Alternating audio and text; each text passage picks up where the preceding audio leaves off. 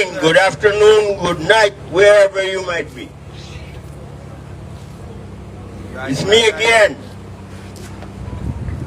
with the group again. It's an after burial. Today, I'm inviting you to come out and listen to what we have, what we are trying to put together for Union Island. We must commence with a prayer, bring the Most High in it. Let's bow our heads and pray. Almighty God, we thank you for the day. Thank you for the evening. Thank you for the crowd that is gathering and those listening at home or wherever.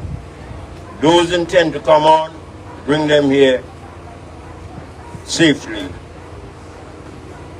We ask that all our intentions be put to you and you will help us in the way forward. In your name and with your presence, I say thank you. Amen. Amen. Mr. DJ, give me some music now. Lively up the place. Yeah, we have some truth. The truth is that we are all without roofs. The truth is that we are fractured. The truth is that we still are alive. The truth is that we are a determined people and we will rise from the ashes. This evening, I'm representing a group named the Union Island Interim. Remember that? Interim.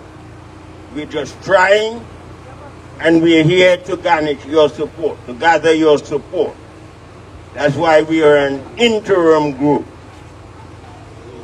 We are hoping that we can help the struggling people, including myself and all of us here, who went through and happened to survive Beryl.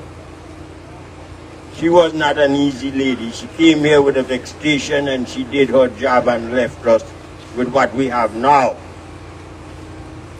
We cannot sit and wait for someone from the outside to come and help us. We are welcoming and we have welcomed and we will continue to say thank you to all the foreign aid. We are a small nation, that we know. We are not a wealthy nation, that we know. Hence the reason we on the ground here from Union Island must come together. And in coming together, we can put our heads and minds together, hands and strength to help each other in the way forward.